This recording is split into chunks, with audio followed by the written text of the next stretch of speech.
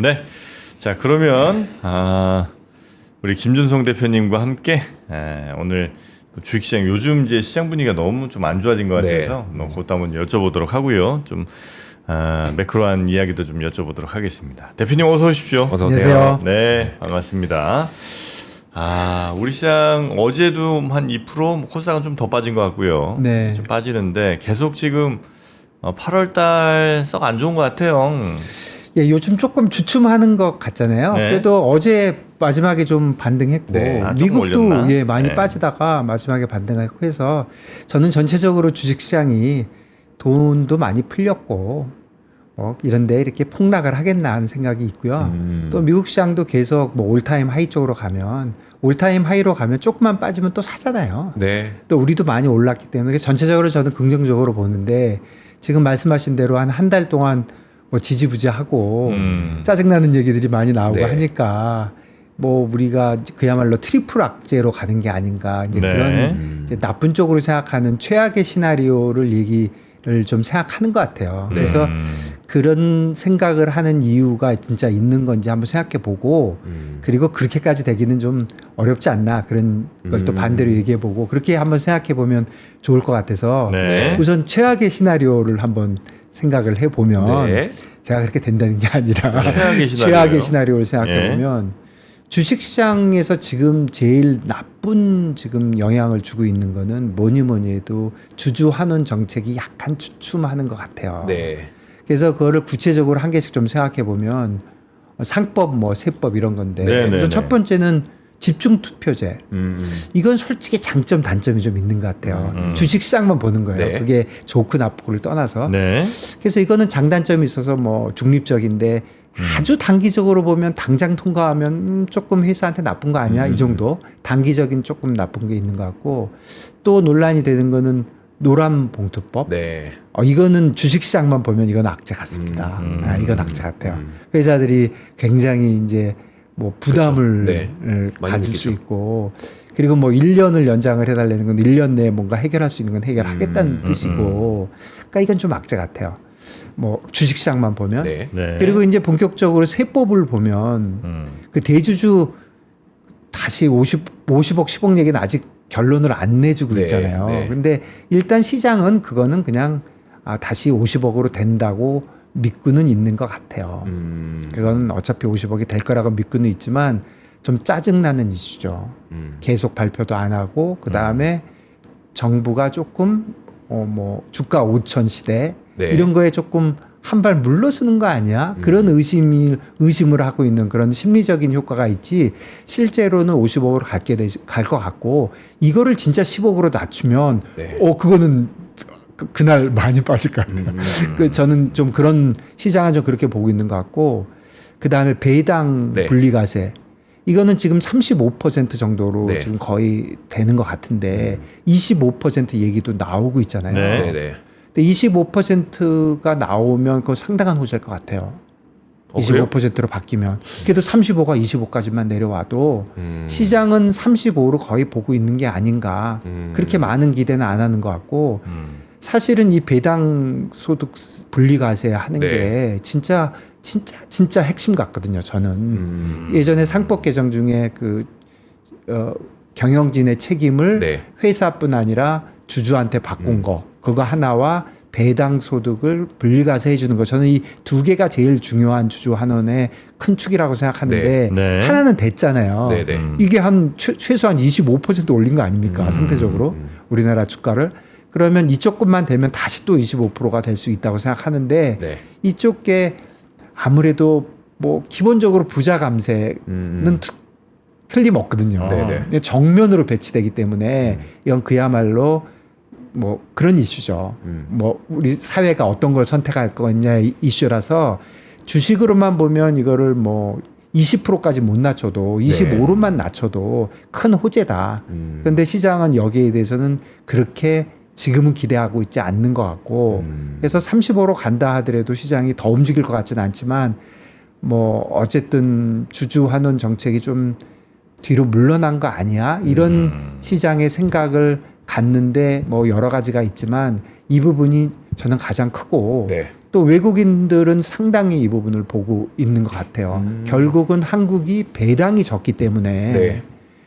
그 뭐 모든 그 비율이 잘 안 맞는다고 그렇죠. 생각하는 네. 것인데 배당을 늘릴 수 있는 뭔가 결정타가 나오는 걸로 기대를 했으나 결국에는 막판에 이게 조금 어렵게 가는구나. 저희가 이게 35% 25%라고 하니까 이렇게 35% 25%이 정도 생각하지만 거기다 지방소득세까지 포함하면 그냥 기존은 사실 49.5%였었으니까 기존이 45가 45인데 그러니까 10% 49.5. 추가해서 49.5고 35지만 사실 40이고 25지만 사실 30인 거잖아요. 그렇죠. 네, 그죠? 그러니까 30만 해도 괜찮다는 말씀이세요? 그렇죠. 그것만 해도 어쨌든 10% 내려주니까 조금이라도 다 도움이 되는 거고 사실 세금 10%면 크죠.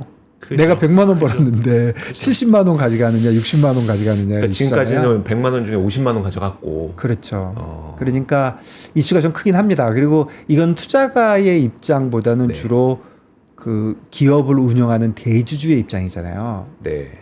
투자가가 배당이 3억 넘는 사람들은 그렇게 많지는 많지 않잖아요. 않죠. 배당으로만. 네.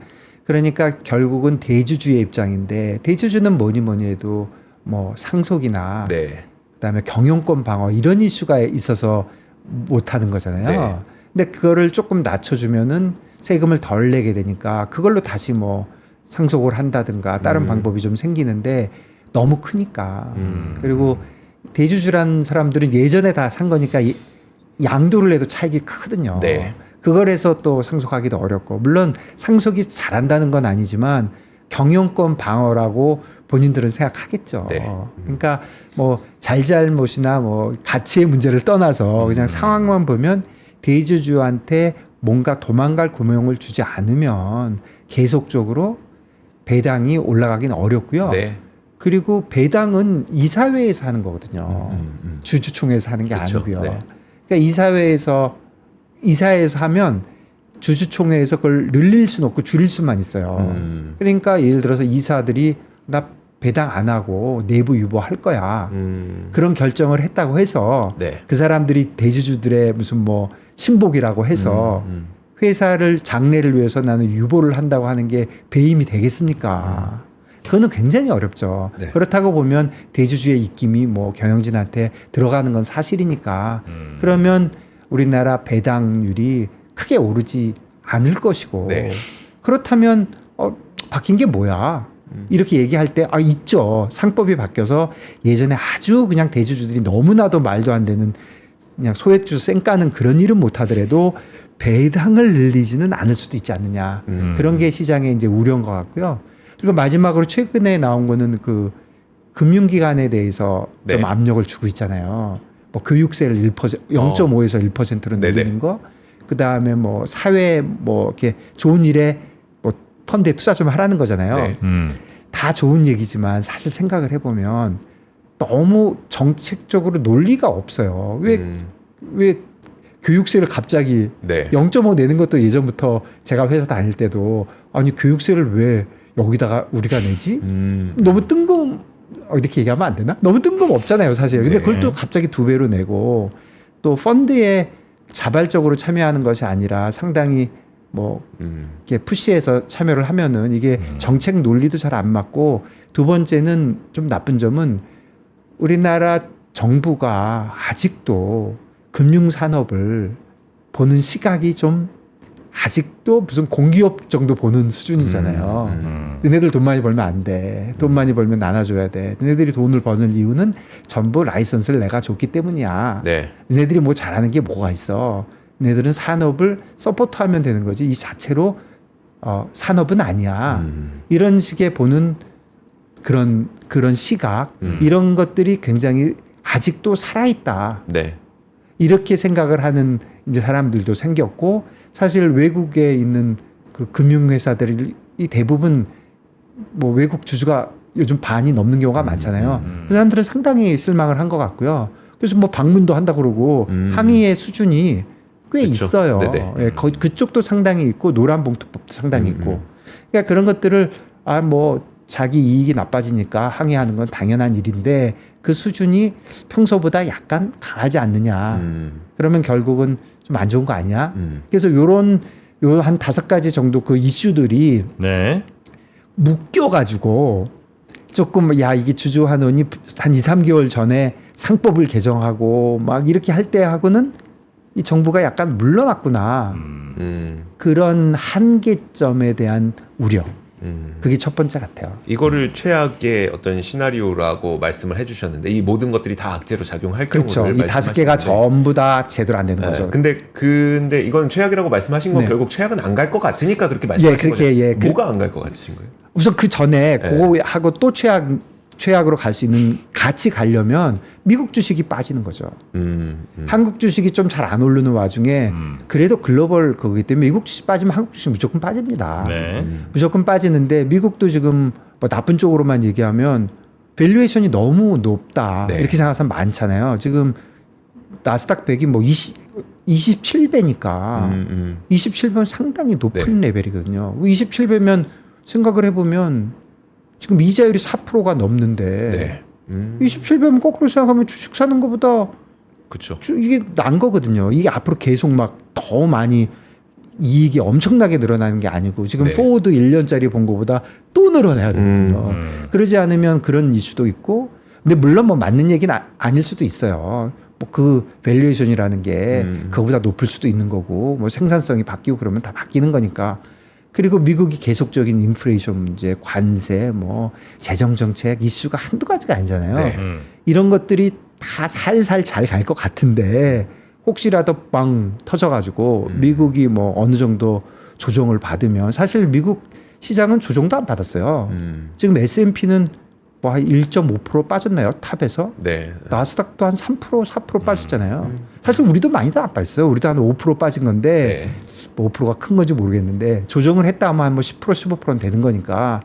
그러니까 미국 최악의 시나리오 주식 쪽에는 이런 모든 한국의 세법, 상법이 제대로 안 가는 와중에 미국 주식이 같이 빠져버리는 거죠. 그러면 사실 미국보다 우리가 더 빠질 수도 있을 것 같아요. 그렇게 되면 진짜 안 되네 하고 빠지고 그러면 외환 시장도 그런 시나리오면은 좀 따라 빠지고 그렇겠죠. 네, 외환 시장 따라 빠지고 외환 시장은 또 나름대로 이슈가 있거든요. 경기도 살아나지 않고 수출도 잘 안 되고 그리고 미국에 뭐 투자 많이 하기로 했잖아요. 먼 장래 얘기지만 그것도 뭔가 불안하고 그다음에 해외 투자 개인들 계속 미국 주식 사거든요. 그리고 기업들을 계속 공장 이전해야 되거든요. 그런 이슈들이 계속 있기 때문에 기본적으로 압력이 있는 상태에 이게 터지면 또 어려우실 거고 또 요즘은 외환이 주식하고 굉장히 연계돼 있잖아요. 그러니까 달러가 오르면 원달러가 위로 오르면 주식이 내려요. 주식이 내리면 원달러가 오르고 그런데 주식이 내리고 얘는 오르고 하면서 악재가 있고 그다음에 트리플 약세를 얘기하는 사람들의 마지막 얘기는 야 채권도 가만히 보면 채권은 이자율을 전체적으로 내릴 거니까 이자율이 내리면 채권이 강세가 되는 거잖아요. 그런데 우리나라 부동산 가격이 잡혔어? 물론 잡혔는지 안 잡혔는지 잘 모르겠는데 이제 안 잡혔다고 믿는 사람들은 그러면 한국은행 기준금리 못 내릴 거야. 계속해서 계속 못 내리면 결국 채권값이 어떻게 되겠어? 채권도 빠져야겠지. 금리가 오르니까. 그리고 경기가 워낙 안 좋으니까 회사들이 망하기 시작하면 회사채 금리가 많이 올라갈 텐데 그러면 국고채 금리가 따라가지 않겠어? 이렇게 이제 나쁘게 얘기하는 사람들이 있으니까 이 모든 시나리오가 거의 스물스물 다 온다면 주식도 빠지고 채권도 빠지고 달러원은 오르고 이런 최악의 시나리오가 갈 수 있는 거 아니냐. 이런 걱정이 뭐 본격적으로 한다기보다는 사람들 마음속에 뭐 뭔가 불안감을 좀 주고 있으니까 시장이 좀 미국 약한 게 시장이 아닌가. 제가 그냥 생각할 때 제일 우리한테 좋은 거는 미국 시장이 많이 갔어. 유동성도 너무 많아. 돈이 막 어디 갈 데가 없을 정도로 많은데 그 상황에서 미국이 야, 주가 너무 많이 오른 거 아니냐? 약간 좀 의심이 생겨날 때 야, 그러면 위험자산에는 투자하되 미국 말고 딴 데는 뭐 있어? 이럴 때 이제 우리나라나 뭐 중국이나 유럽이나 이렇게 이제 아마 돈들이 흘러 넘칠 거 아니에요. 맞습니다. 그게 리스크 온 시나리오죠. 그래서 이제 그때 이제 우리는 사실 빨리 많이 올라가 줘야 그 다음에 이제 조정 받더라도 뭐 10% 빠져도 그렇죠. 우리 많이 올라간 게 있으니까 요 정도 이제 익스큐즈가 되는 건데 네. 우린 그 올라갈 때 그래 지금 다른 나라들 다 막 사상 최고치 간 데 많잖아요. 네. 그러니까 그 올라갈 때 우리도 좀 타줬어야 그 호랑이 등에 좀 타줬어야 되는데 호랑이 등에 이제 타갖고 막 달리려고 하는데 갑자기 딴 일이 생긴 그렇죠. 거 아니에요? 근데 냉정하게 생각해 보면 네. 금년만 보면 아직도 우리가 제일 많이 올랐어요. 그러니까 우리가 4월에 뚝 떨어진 다음에 오를 때 우리가 많이 올랐어요. 네. 우리가 완전 세계 최강으로 올랐잖아요. 네. 굉장히 빠른 속도로. 그게 사실은 상법 개정의 힘이었거든요. 그리고 최근에 한 달 정도에 우리가 거의 못 올랐고 지금 정프로님 얘기해 주신 대로 아시아 주식들이 다 올랐어요. 네. 그래가지고 정고점을 다 넘겼는데 우린 못 옮겼다고 하지만 우리 정고점은 좀 뒤에 있어요. 금년이 아니라. 아니 저 뒤에 예전에 바짝 오른 게 하나 있기 때문에. 네. 코로나 때. 네, 그러니까 네. 정고점이 우린 좀 위에 좀 따를 때 있어요 남들하고는. 네. 그러니까 그거를 잊어버린다면 그래도 금년을 보면 우리가 나쁘지 않아요. 우리가 아직도 제일 많이 뭐 미국에 비해서 20% 이상 20% 22% 이렇게 올라 있거든요. 그러니까 우리가 나쁘지 않기 때문에 전체적으로는 괜찮은데 지금 말씀하신 대로 아까 그 트리플 악재가 오는 한국의 최악의 경우가 그 잘 올 것 같지 않은 이유 중에 가장 큰 게 바로 그 시나리오입니다. 미국이 뭐든지 잘 돼가지고 미국 주식이 올라주면 아까 그런 악재를 다 딛고 미국이 주식이 올라주면 그러면 주식이 오르면 말씀해 준 대로 위험자산 선호가 일어나면서 네. 위험자산 선호가 일어날 때는 대표적으로 달러가 약세가 되거든요. 그럼 아까 우리 달러 걱정도 없잖아요. 달러도 네. 달러화가 약세가 되니까 우리는 원화가 약세가 되는 걸 걱정하는 건데 그리고 그런 식으로 가면 말씀해 주신 대로 위험자산은 미국 자산보다 그래도 이머징 마켓 자산이잖아요. 그렇죠. 그럼 넘어오게 되고 이게 이제 한국이 그렇게 우리나라가 그렇게 나쁘게 가지 않을 가능성이 최소한 절반이 있다. 왜 그러냐면 미국 주식이 오르고 내리고가 반반이라고 보면 이런 게 있고요. 또 비슷한 시나리오가 미국 쪽에서 또 찾으면 채권 쪽도 마찬가지예요. 미국이 무슨 이유든 간에 주식은 비슬비슬 하는데 미국 실질 금리 10년짜리 금리가 무슨 이유든 간에 내려요. 네. 그러니까 결국은 인플레이션이 잡혔다는 뭐 그런 의미로 어느 정도 낮춰지게 되면은 그럼 채권이 강세가 되고 네. 그럼 우리나라 채권도 따라서 좀 강세가 되고 그러면 미국 이자율이 내려오니까 달러도 약세가 되고 네. 그럼 원화가 강세가 되고 그러면서 우리가 어쨌든 주식시장은 많이 못 오르는 시나리오일지 모르지만 우리가 뭐 트리플 양세가 돼가지고 셀 코리아가 일어나지는 않을 것 같다. 그러니까 그 시나리오도 분명히 살아 있어요. 네. 그러니까 사실 이 두 가지를 보면 우리나라가 어쨌거나 글로벌 시장에 있기 때문에 미국이 주식이 좋든 채권이 좋든 둘 중에 하나만 좋아도 네. 그렇게 험악하게는 안 갈 것이다 라고 생각은 드는데 우려하는 사람들의 우려 생각은 야 미국이 그게 둘 다 안 좋을 때 우리가 더 많이 빠질지 몰라. 그러니까 미국 시장보다 우리 시장이 더 변동성이 클 수가 있어. 특히 아래쪽에. 네. 위쪽은 오를 때 따라만 가는데 아래쪽은 확 내려가는 거 아니야. 네. 아니야. 그러니까 한국 관련된 시장은 좀 조심해야 돼. 그런 우려가 있는 게 아닌가. 요즘 보면은 미국 올라가는 속도, 네. 아시아 주식 올라가는 속도에 비해서 우리가 확실히 한 달 동안은 가만히 있었어요. 이거를 좀 돌이켜서 생각해 보면 이런 우려들이 개인들의 외국인들의 기관들의 마음속에 의심이 쌓이는 거죠. 이거 네. 계속 잘 가는 거야. 그래서 이런 문제들이 어떻게 해결되느냐가 좀 중요한 것 같습니다. 네. 그러니까 그렇게 크게 빠질 상황은 아닌 것 같긴 네. 한 건 맞는 건 네. 같은데 오를 상황이냐에 대해서 그러니까 뭐 이 정도의 조정을 거치고 나서 오를 상황인 거냐에 대해서는 어떻게 그거는 국내 사정에 진짜 달려 있는 것 같아요. 뭐니 해도 경기가 좀 살아나야 될 것 같고요. 네. 수출도 좀 잘 되고 지금 경기에 관련돼서 지금 재정 정책 많이 썼잖아요. 네. 돈 많이 풀렸잖아요. 그러니까 이것들이 진짜로 우리 성장률을 0.8까지 내려가 있는데 네. 그거를 하다못해 1% 이상이라도 좀 올려놓고 그리고 기업들도 조금 잘 풀려가지고 수출도 좀 나아지고 그게 뭐니 해도 첫 번째 관건인 것 같고요. 두 번째는 어쨌든 정치적으로 잘 풀려가지고 주주 환원에 관련된 이런 이슈들이 약간 멈칫하지 말고 다시 동력을 가지고 그래 주식을 장기적으로 올리는 것이 우리나라의 많은 문제를 해결할 수 있어. 그러니까 뭐 주식시장에 좋은 거 나쁜 게 뭐야.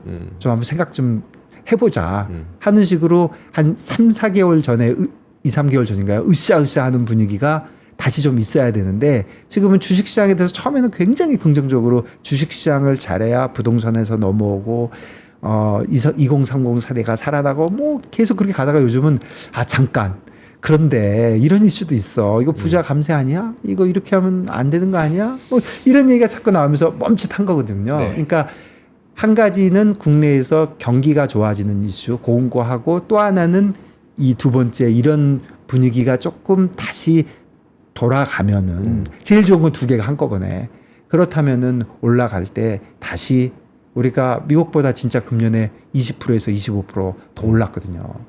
그러면 하반기에 25%또 올 수도 있거든요.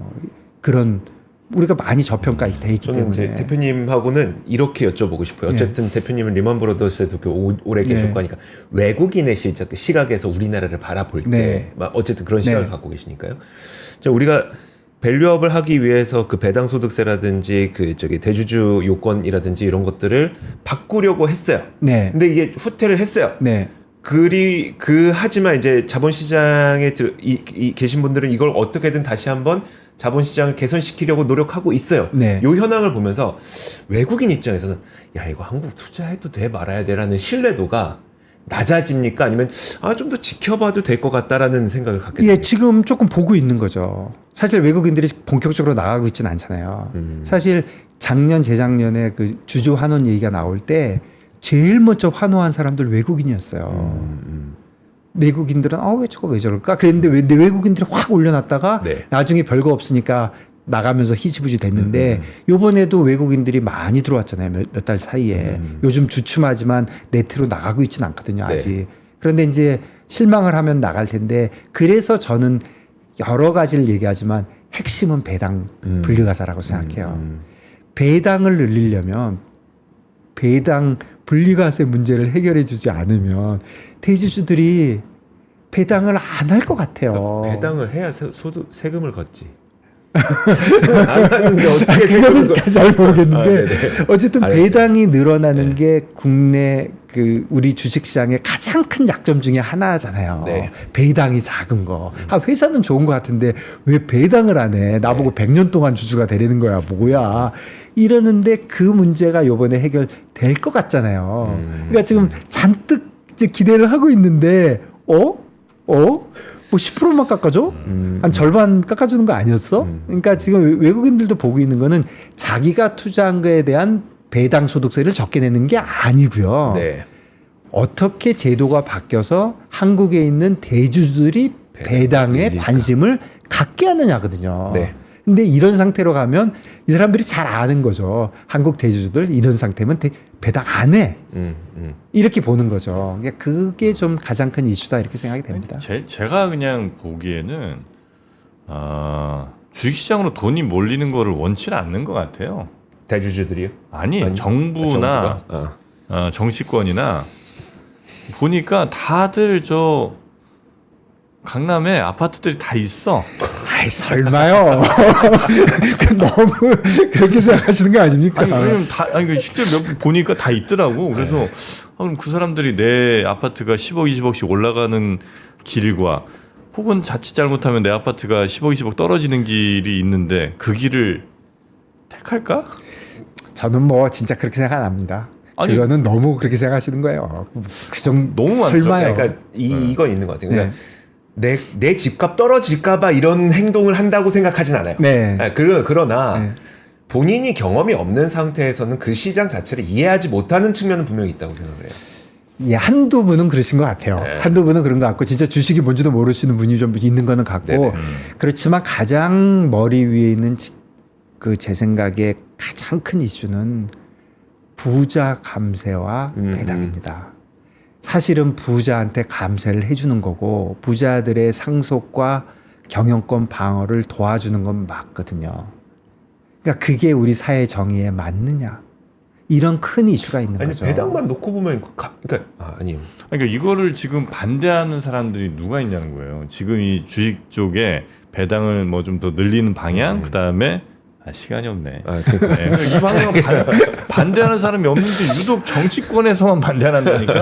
정 프로님 오늘 굉장히 네. 아주 왜 거기서만 반대하느냐? 네. 보니까 진짜 무슨 대변이 어쩌고저쩌고 다 보니까 아리팍에 뭐에 뭐 다 있더라고.